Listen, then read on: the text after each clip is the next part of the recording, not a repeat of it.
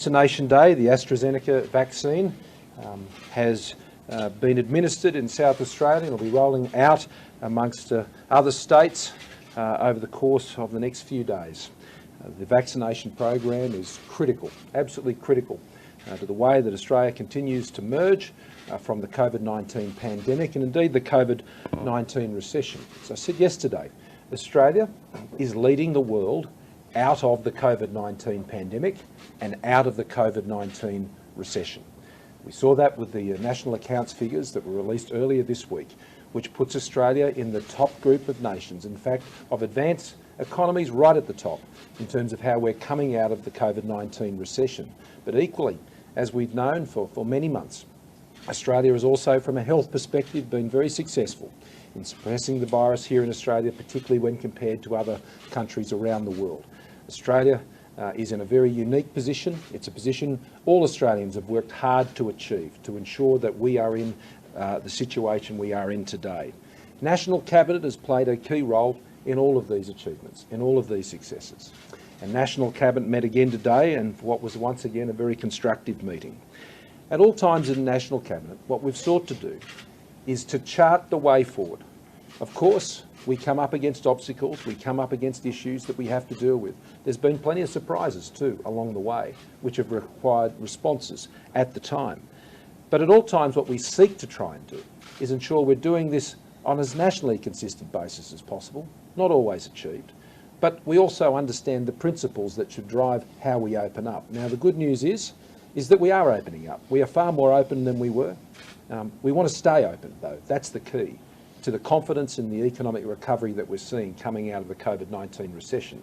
And so today it was agreed on the work that we commenced a month ago that the Directors General of all the Premier's Department and the Secretary of the Department of Prime Minister's Cabinet will continue to do the work to inform National Cabinet on how the risks are changing and the data that is needed to be provided to Premiers and myself and Chief Ministers to ensure the decisions we're making about whatever future further opening up and removing of restrictions is done in a consistent way that looks not just at the health issues that are relevant, but of course the impacts that are had more widespread on the economy. Now the reason there is more opportunity to do that now, particularly when it comes to the economy, is because of the improvements we're seeing with the rollout of the vaccine, the improvements we're seeing in terms of the health outcomes right across the country. That gives us further opportunity to give greater certainty and greater confidence to business and Australians all around the country so they can return to as much of the normal life as they possibly can. We also received an update on the vaccination rollout today, and I'm going to ask Professor Murphy, who's joining us today, to give us his update on those programs. You would have already heard today from Minister Hunt about the issues that were raised earlier today. That program is on track. It's a significant program of a scale that we have not seen in this country before, and everybody is working together to ensure that we can deliver those vaccines all around the country. Forward distribution plans for the vaccines, the progress that we're making with aged care, the enabling regulation, which is important to support pharmacists to be able to play their role in the vaccination program, all addressed today. Of course, the Chief Medical Officer has always updated us on the health situation around the country and some of the current issues. On Pacific workers, we've been able to put in place a pre-travel quarantine pilot. Now, only South Australia at this point has indicated they're keen to join in with that program, but other states are considering it. This is the situation where out of countries such as Vanuatu and Fiji, where they do actually run quarantine programs, that there will be an opportunity to quarantine post-travel to Australia as part of the seasonal worker program. That is something that's been particularly worked through with the Chief Medical Officer, and I want to thank him and also DFAT for the work they've done working with those jurisdictions.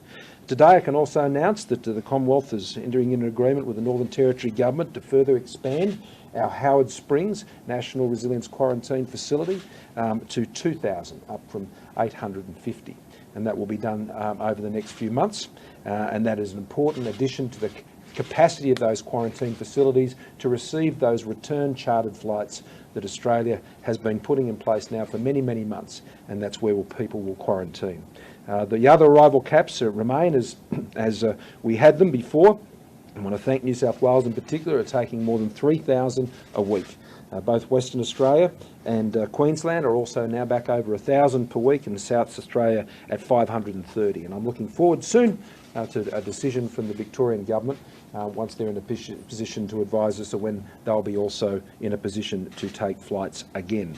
So all in all, a rather routine meeting of the National Cabinet today, considering the information before us, setting the charting a way forward in terms of how we can keep Australia open and seek to do that on a far more consistent and a predictable basis, because that lies at the heart of our economic recovery as well. So with that, I'll hand you over to the Chief Medical Officer, Professor Kelly, and then I'll hand you over to Professor Murphy. Thank you. Thank you, PM. So a couple of slides up on the screen, maybe go through to the next slide. So I have a visual representation of where we're at in terms of the epidemic here in Australia. And so we're used to hearing the total numbers since the beginning of the pandemic, when we had our first cases at the end of January last year. So we're up over 29,000 cases, 909 Australians have lost their lives. But I think it's time now, as we go into 2021, and as the PM has mentioned, looking at the way we chart our way out of this pandemic, both from the health and the economic perspective, that we should start thinking about what's happened this year rather than the whole of the pandemic. So since the 1st of January, there's been 600 cases of COVID-19 in Australia, and only 104 of those have been locally acquired. So the vast majority of overseas cases, and in fact in the last week, of the 60 cases we've had, they have all been overseas acquired cases, similar to the very start of the pandemic. We've had less, throughout the whole of this year to date, we've had less than 20 people in hospital, less than one or less people in ICU, and 0 deaths. Contrast that with the rest of the world. Let's go to the next slide, thanks. Where there is increasing cases still in many parts of the world. There are some very encouraging signs in Europe and North America, where cases have started to decrease, hospitalisations have started to decrease, and deaths have started to decrease. But even so, year to date, so from 1st of January to today, over 33 million cases in the world and over 765,000 deaths.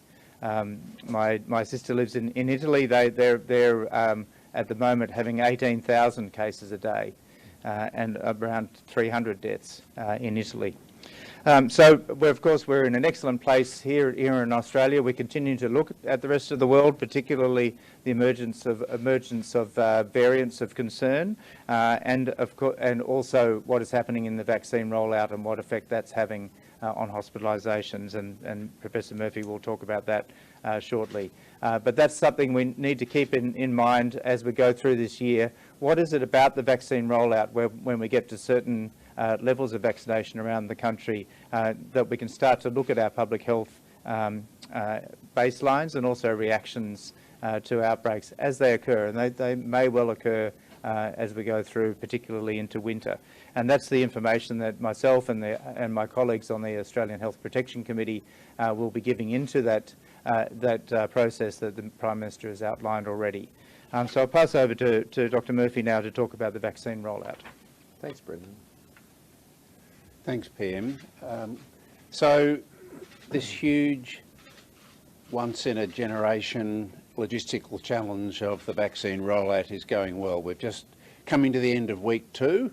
We're ramping up. We've started carefully and progressively across Australia, as we can do, because we are in such a good place, as my colleague has already outlined.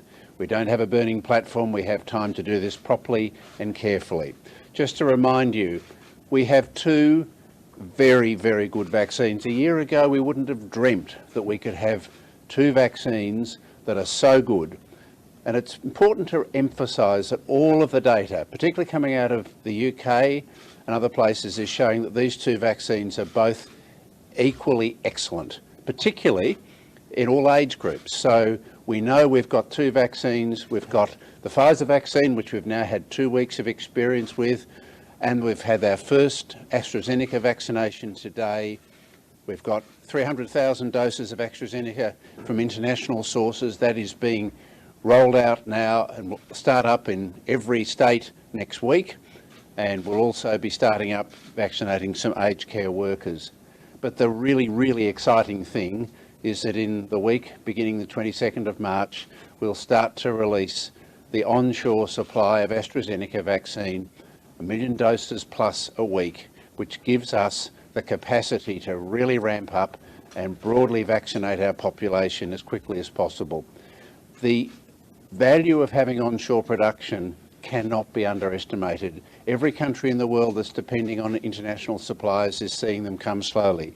We have been very lucky with Pfizer. They have kept their supply going, but it's relatively small volumes, and that will keep going throughout the rest of this year, and that will be a very valuable vaccine, but we'll get a lot more of the AstraZeneca vaccine. That's the one I'm going to have, and I'm really looking forward to it.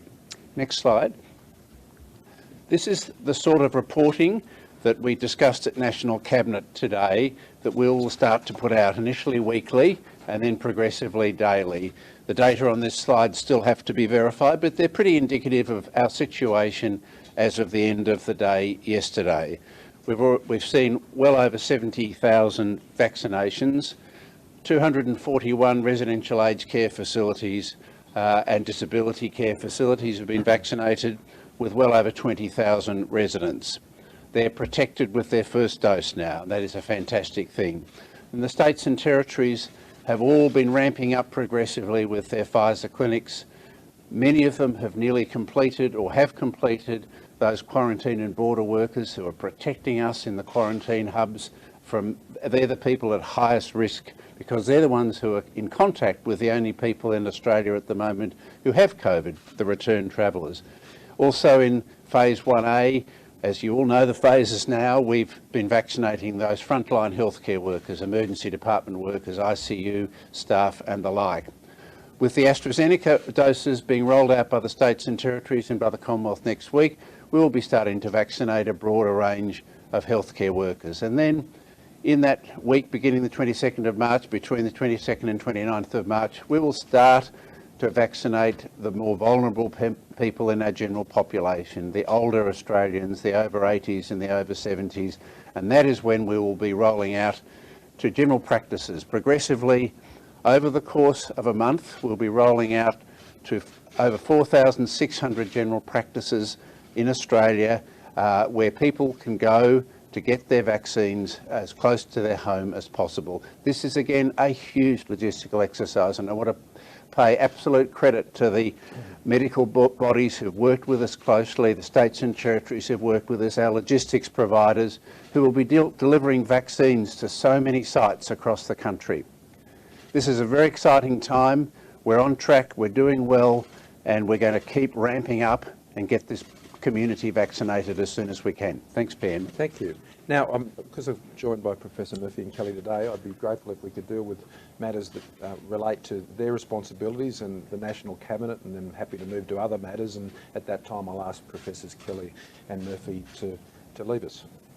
Prime Minister, can you blame the Italian authorities blocking the supply of the AstraZeneca vaccine to Australia, given obviously what's just been Yeah, well, in terms of how bad the situation has been? Well, they're certainly responsible for exercising the veto right they had through the EU process about those supplies coming to Australia. But the point about that is that we'd always anticipated that these sorts of problems could arise. And that's why we've done a number of things, the most significant of which is to ensure that we have our own domestically produced vaccine. And we're one of few countries that have done that. And that means that has given us sovereignty over our vaccination program, which I think is incredibly important. I mean, I'm in regular contact with European leaders. As Professor Kelly said, in Italy people are dying at the rate of 300 a day. And so I can certainly understand the high level of anxiety that would exist in Italy and in many countries across Europe, as is regularly conveyed to me. And so they have some real difficulties there. They are in an unbridled crisis situation. That is not the situation in Australia, but nevertheless we've been able to secure our supplies and additional supplies for importation both with Pfizer and AstraZeneca, which means we can continue the rollout of our program. So I want to assure Australians that we've been able to secure those vaccines. This particular shipment was not one we'd counted on for the rollout, and so we will continue unabated. Minister, did you ask Daniel Andrews to resume hotel quarantine? And do you think Victoria's policy is putting an unfair burden on the other states? Well, yes, I did, and we have regularly made that request, and the Premier advised me today that he hopes to soon be able to provide a response to that. He wasn't in a position to do that today. Jane Holden, who did the work at our request for the quarantine review for the National Cabinet, has recently been in Victoria and observed the practices they have firsthand, and she's given a positive report about that. And so we look forward to Victoria resuming that as soon as possible, because that will obviously add to the ability to bring Australians home. I mean, the second highest number of Australians on that list are from Victoria, over 10,000. Victorians are wanting to come home, so I'm sure they would welcome their home state receiving those flights as soon as possible. Given the Northern Territory... So I'll go here and then I'll go there. When will we see that increase in capacity at Howard Springs go up? Look, we anticipate we're currently at around 850, and there are wet season issues that we're currently dealing with, and so we would expect that to occur around April, May. Is there any reason for the delay, or why that's taken between now and April? No, there's a ramp up of workforce. That's a critical issue, but there's also wet season issues as well. Obviously, with the Northern Territory willing to more than double their capacity at the Howard Springs facility, was there any thought given to other states increasing their capacity or changing where their locations will be? I know Queensland's previously spoken about going regional. Well, no, the hotel quarantine arrangements have always worked most effectively where they're close to the major airports where the flights are coming. And I think this is a very important point. The flights go to where they're designated to go. Australia can't just redirect flights, commercial flights of airlines to go to other ports where they don't have the ground crew and the other supports that go to supporting the aviation industry. Oftentimes that includes the freight and other things that are in the belly of the plane itself. And so it's not just a matter of a plane flying somewhere else. The Howard Springs facility was set up on the recommendation of Jane Holden's review, and we acted on that recommendation. And that was to support the supplementary quarantine capacity that was needed by our charter flights, which the Australian government is putting on, where we can direct those things. And so that gives us greater capacity to respond to that. We're happy to look at other issues, but we need firm costed proposals for that, and I have no such firm costed proposals. Prime Minister, earlier this week, New South Wales, the Health Minister and also the Premier criticised the federal government for not releasing data fast enough in relation to the aged care facilities that were getting vaccination. Are you in talks with New South Wales about increasing that flow of information? Well, we have. And I stress, though, this, that the aged care vaccinations are run by the federal government. They're not run by the state government, but we're happy to share the information about how the federal program is rolling out into those aged care facilities. And today, not only did all the states and territories receive a full list of all the facilities that have been visited, but they also received an indicative planning list for next week's as well. So look, that's part of the flow of information in the early stages of the vaccine rollout. I mean, one of the points that Professor Murphy was just saying, you've seen up there the indicative weekly report that we provided. We agreed that should be done on a Monday with the data to the 7 days to the end of the Sunday of the previous day. And we want to take that to a daily level ultimately, but at this stage, while the data flows are still being confirmed between the states and the territories and the Commonwealth, then we're confident about that weekly picture, and we hope to move fairly quickly to daily. I think those daily reports will give Australians a lot of confidence about the success of the rollout. The network of 4,600 GPs, is that sufficient? Will you need the state health authorities to shoulder some burden? Sure. Here, Brennan? obviously, is very keen to offer those services. Sure. So the Premier here is obviously very keen to roll out as many GP practices as possible. We have planned around the 4,600 on the basis of the availability of sufficient dose to be able to give them at least 50 doses a week to deliver. You really can't run a vaccination service with less than that. If we get more vaccine suppliers, which we are working with CSL to see whether we can get more production. We still, as the Prime Minister said, are working to get more international supplies. We may well be having additional vaccination sites, and in phase 2, some community pharmacies will also come on board. But the states and territories are running AstraZeneca vaccination clinics. They'll focus mainly on their healthcare workers, the broader range initially, but they will also provide some community vaccination.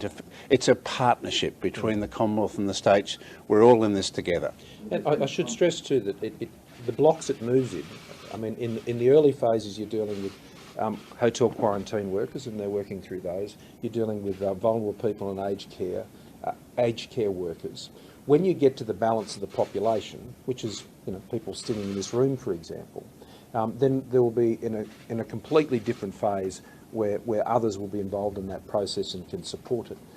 But one of the issues that I'd raise is this is not the same as doing flu vaccinations, and there's often a comparison made, I think, in the analysis of this. It's not the same thing. It is a very different exercise, and that's why the Commonwealth has taken such a direct role in this, and the strategy that was formulated for the rollout and agreed last year is the one that we're proceeding with. Prime Minister, have you talked to your EU counterparts about getting that shipment being released, or have it had any luck on that front? Oh, I've had quite a few conversations, as has the Foreign Minister and the Health Minister and others, in engaging with our EU counterparts on these matters over some time. There's been a handful of new cases diagnosed in Cairns overnight in hotel quarantine. They've all been linked back to a fortnight in PNG. Are you confident with the border situation between PNG and Torres Strait? We discussed this today, and Border Force in particular has a very significant presence in that part of Australia, as you'd expect them to. It's actually the closest border we have to land of anywhere around Australia. That particular case, I might ask Professor Kelly to comment on, because he's closer to the details of it, but can I assure you that as we were able to do with the Premier today, that our focus on those border controls is very strong. So there's no plan to up those border measures or change them? If that is necessary, then that will be done. Premier, Sorry, I'll go to... Yeah, so just on that matter, so I had a very detailed discussion with Jeanette Young, my counterpart in Queensland yesterday, about the Torres Strait. It's been a point of concern for quite some time throughout this pandemic and what's happening in PNG. So we're of course assisting PNG on the ground through the Department of Foreign Affairs and Trade. In terms of the Torres Strait itself, that's a partnership with the Queensland Government in relation to vaccination, for example, and the ABF presence there, as the Prime Minister said, has been upgraded over time. But that will be a key component of their AstraZeneca rollout to the Torres Strait, and we're working through with the elders of those areas to make sure that happens. On international borders generally, it was from very different intention to raise that today in terms of living or discussions around reopening. Did she do so, and is there any agreement?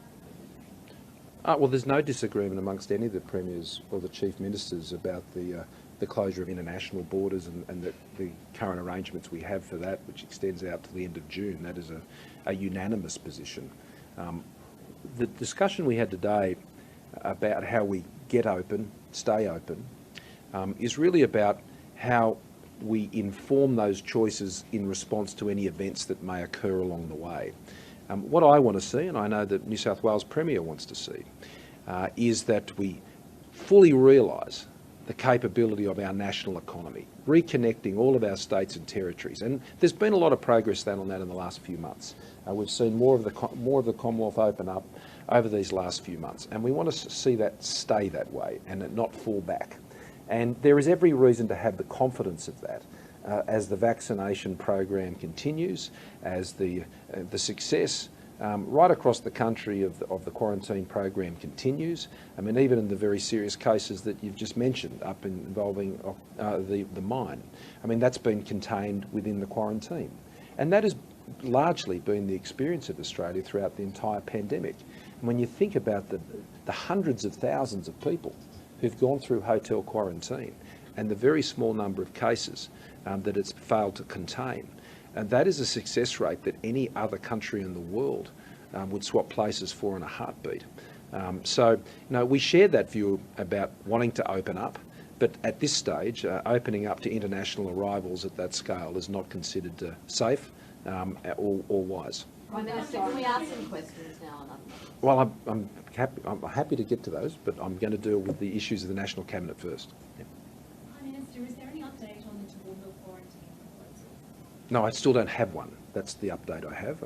I need a detailed costed proposal that the Commonwealth could consider. There's been a lot of going backwards and forwards, but as yet the Commonwealth doesn't have a costed proposal that we could actually consider. Just on the overseas shipments, we're meant to be getting more than 3 million doses from overseas. Are we still relying on those at all, or are we completely not needing them? So we have those 300,000, which will really take us through at our current rate. We plan to use them until the CSL local production comes. We are still working and still expect to get those other 3.8 million, and we may yet get more in coming weeks. And if we get some more in coming weeks, we will obviously ramp up the pre-local production release phase of the AstraZeneca. So we can scale our vaccination program according to what we have at the moment. At the moment, we've deployed 200,000 doses right throughout the country to states and territories, and they're about to stand up clinic next week. If we get more, they can do more. So it's all scalable, and we've got the time to do it. Prime Minister, the ripping up of hotel quarantine invoices by some states, Queensland, Western Australia, what do you make of that? It's a matter for them. That's what I make of that. It's not a matter for the Commonwealth, it's a matter for the states to resolve those matters between themselves. We're all in this together, aren't we? Well, if they've got outstanding invoices between states, I'm sure they can work that out. I don't think they need my help to do that. Prime Minister, just on the international borders, is there any update with foreign students? Is that something that we're any closer to seeing? No, there's no change on that front. It would be good if we could get to that point, but at this stage we're not at that point. The opening of the international borders we don't think is wise at this time and for the period that we've suggested, and that's totally consistent with the medical advice. We've always been happy to work with the international education sector if they want to put in place supplementary self-funded quarantine arrangements and flight arrangements. That has always been there for the international education industry, the large universities and others to go down that path. They haven't chosen to go down that path. Our focus has remained on the responsibilities we have as a Commonwealth. Prime Minister, notwithstanding our onshore vaccine capacity, are you worried about vaccine nationalism going forward, and is the incident in Italy overnight an example of vaccine? Yeah, look, vaccination nationalism or protectionism is a matter that has been regularly raised in international forums that I've been involved with. It's a matter I discussed with Ursula von der Leyen when I discussed this particular matter. It's fair to say that the European Union has seen a large amount of vaccines leave the European Union, so it would be unfair to suggest that they've engaged in a universal practice of that nature. But obviously, it's important that contracts are honoured. It's important that the vaccines not only reach across Europe and in North America, but particularly in the developed world as well. I've been so impressed by the way that the Pacific Islands nations have performed during this pandemic and keeping their citizens safe. Up in Papua New Guinea now, it's a more distressing situation. It has deteriorated somewhat, but frankly, the fact they've been able to maintain the position they have for so long is a great credit to Prime Minister Marape and the work that they've done there. So yes, it is a real issue. It is a matter that I think particularly advanced countries have to be quite vigilant about, and it's certainly a matter that I've raised very consistently, particularly for access for vaccines to those in the Pacific Islands family and Southeast Asia. Professor Murphy, can you give an outline of what role specifically, has it been finalised, what role the military will play in the vaccine rollout, and how many medical professionals or nurses they have on hand to assist in that role? So it's a relatively minor role. There's a team of about 60 ADF personnel who are clinically trained, mostly nurses and paramedic style trained people. They was standing up teams anyway to vaccinate the Defence Forces, and what we've done is ask them to stand up a bit earlier to help with the aged care rollout. As you've obviously been aware, aged care rollout has been a bit more complex than we thought, and we need to supplement it, particularly in those parts of the country where sending a contracted team might be difficult. The ADF have the capacity to get anywhere and do anything, so it's a relatively small contribution. It's not taking any health professionals away from any state and territory health services, not using reservists. It's just the Defence Force, as they have done throughout this pandemic, stepping up to help. Okay. Well, on that note, thank you, Brendan. Thank you, Paul. Happy to deal with other matters. Prime Minister, now that the family of the woman in Adelaide made very serious allegations against the Attorney General has called for what they describe as any inquiry, whether that's a coronial inquest or some form of independent inquiry, will you support them in that? Well, let's be clear. Yesterday, when I responded to this question, I was referring to an inquiry that I was being asked to put in place. The issue as to whether there's a coronial inquiry in South Australia is entirely a matter for the South Australian coroner. And if they chose to go ahead with that, then of course I would welcome that. And but it would be highly inappropriate for me as Prime Minister or any other politician to interfere or intervene in a decision that a coroner should properly make about those issues. And if they do hold a coronial inquest in South Australia, do you think that the Attorney General should be given the opportunity to give evidence in person, sworn evidence, to be able to help put his record on the official agenda and you know, to defend his own good name? Well, the coronial inquiry would be into the rather terrible events with the death by suicide of the woman at the centre of this. And if the coroner sought that, then I would have no doubt that the Attorney General would cooperate with any coronial process. Can I ask you a question about the rule of law, which is obviously very important? There's lots of statistics on sex assault that tell us that, say, in New South Wales, 15,000 women will report to the police with an allegation of sexual assault. A handful of those get to court, and 3% of those actually end in conviction. Now, are 97% of those 15,000 women liars or fabulous, or is there something else going on? Well, it's an important question, Sam, and it's one that just doesn't affect on Commonwealth jurisdictions. In fact, it is predominantly a responsibility of state jurisdictions for the administration of law and order in relation to criminal matters, particularly criminal matters such as this. But the rule of law is the essential process by which all Australians are subject to. And there's an equality before the law as well. Yesterday I spoke about the presumption of innocence, the rules of evidence, the process of courts. The equality of the law is also important. You and I face the same law. We're subject to the same processes under that law. There's not one set of processes for one Australian and another set of processes for another. So we're all subject to that. And those laws need to be administered as effectively and as professionally and competently as possible. And that's what we would hope in all of our jurisdictions. And I have to say, in Australia, I think our rule of law stands up to the assessment of many other countries. And that's an important thing for us to preserve, and we must preserve it now. We must preserve it now. And in relation to the Defence Minister calling Brittany Higgins, I understand she called Brittany Higgins, perhaps you can explain what she was referring to, a lying cow. Why are there no consequences ever for your ministers? If you can get away with saying that without any consequences, is there anything that you would ask a minister to resign over? And she said in the statement today that our lawyers are looking after it. Are taxpayers paying for her lawyers? Are taxpayers going to fund any potential recompense to Brittany Higgins? Well, I'll come back to you on the latter matter, but in relation to the former, Minister Reynolds has offered an apology, as she should, and as I said yesterday. And I didn't find that acceptable, the comments that were made within her office at that time. They weren't public statements, of course. These were comments made not in a public space.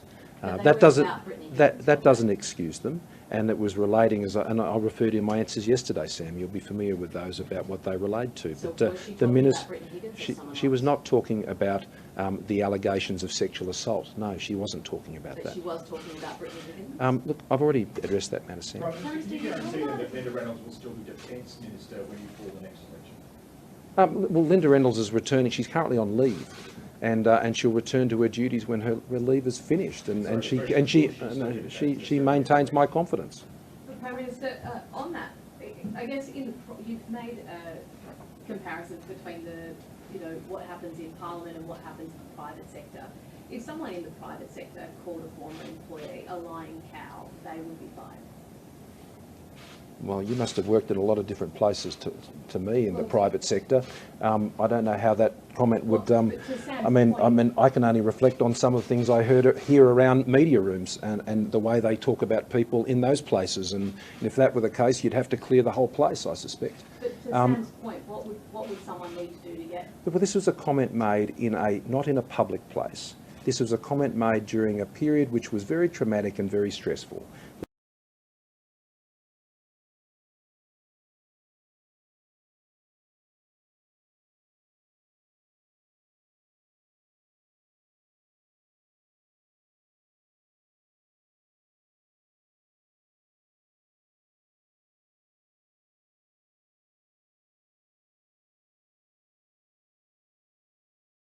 I think she understood from my comments yesterday, my discussions yesterday, that I did not support those comments in any way, shape or form, and I'm pleased that she's taken her decision to apologise. Prime Minister, you've ruled out an independent inquiry into historic sexual assault allegations against Christian Porter.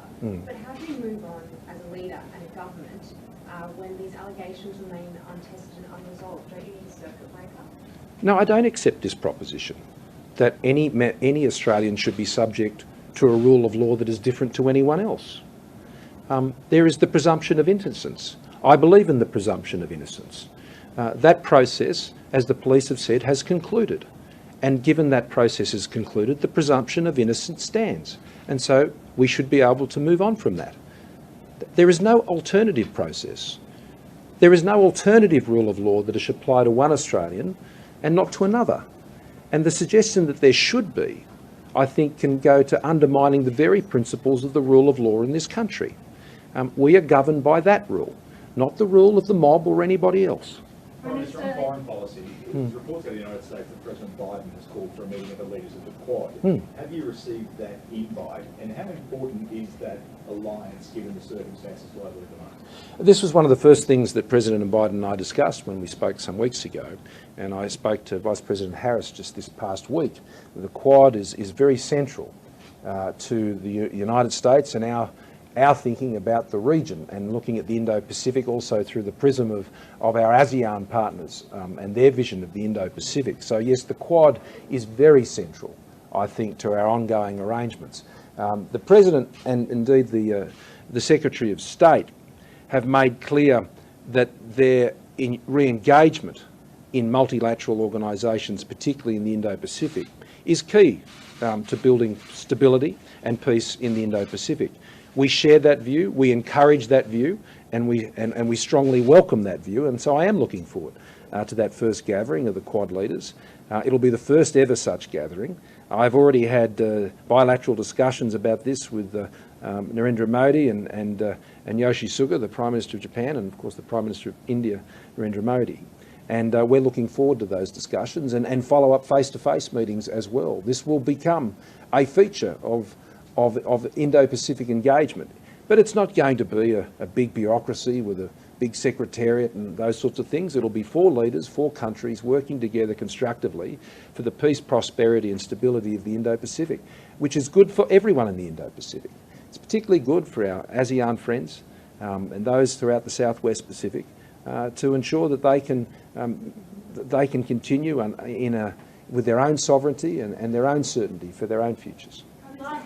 Prime Minister, how confident are you that Christian Porter and Linda Reynolds will return from sick leave into your cabinet? I'm very confident. Thank you.